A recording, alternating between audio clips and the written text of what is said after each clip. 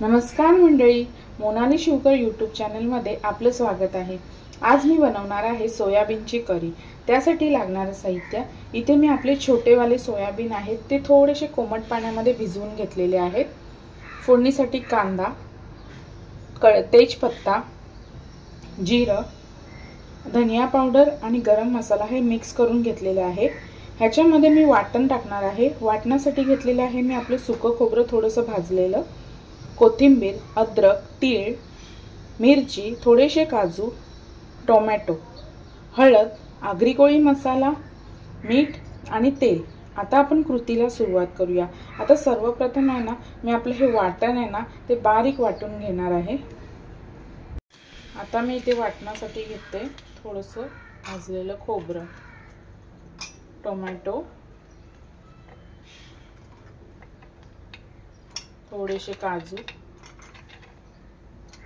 कोथिंबीर, मिरची, अद्रक आणि आपले तीळ। आता हे मी बारीक वाटून घेते। आता इथे मी तेल तापत ठेवते।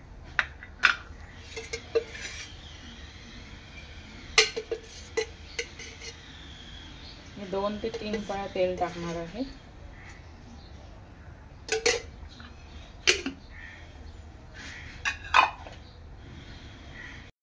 तेल चांगलं गरम झालेलं आहे। टाकणार आहे तेजपत्ता, कांदा,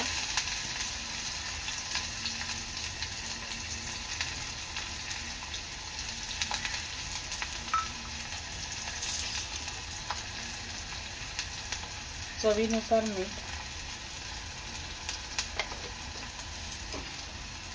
कांदा चांगला लाल होईपर्यंत शिजवून घ्यायचा आहे। कांदा चांगला लाल झालेला आहे। यामध्ये आता मी आपलं वाटण टाकणार आहे। वाटण चांगलं तेलात मिक्स करून घ्यायचं आहे।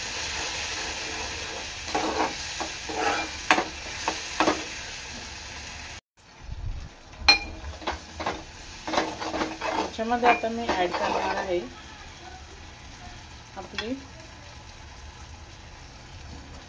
गरम मसाला आणि धनिया पावडर, हळद,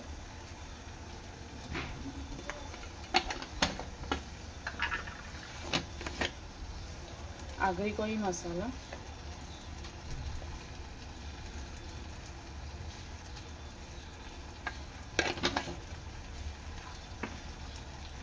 मसाला चांगला एकजीव करून घ्यायचा आहे।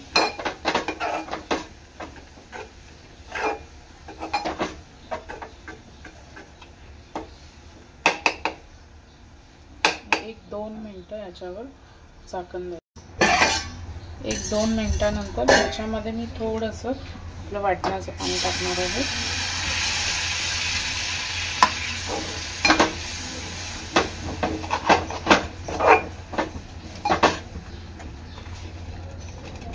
आपल्या मसाल्याला ना चांगले 5 ते 7 मिनिटं वाफ काढून घ्यायची आहे। आणखी थोडंसं पाणी टाकायचं आहे। असं पण आपल्याला रस्साच बनवायचा आहे।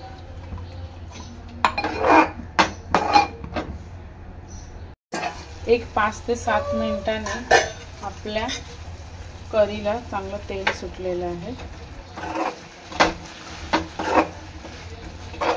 आता याच्यामध्ये ना सोयाबीन आहे ना मी आपले धुवून टाकणार आहे। स्वच्छ पाण्यात धुवायचे आहेत आणि मग टाकायचे आहेत।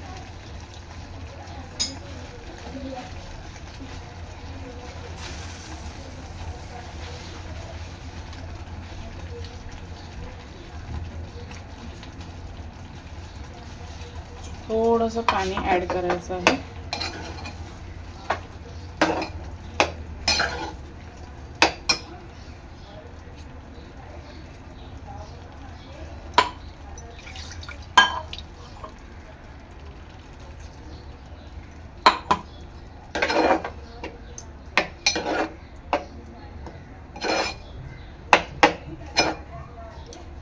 आता आमटीला चांगला उकळा येईपर्यंत उकळून घ्यायचं आहे।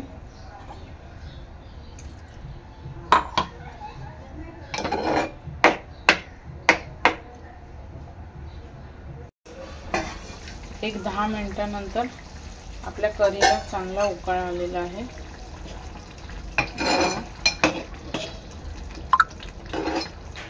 आता मी वरून थोडीशी कोथिंबीर टाकते आणि आपली गॅस बंद करून घेते। अशा प्रकारे तयार आहे आपली सोयाबीनची करी। व्हिडिओ आवडल्यास लाईक करा, शेअर करा, सबस्क्राइब करा। धन्यवाद।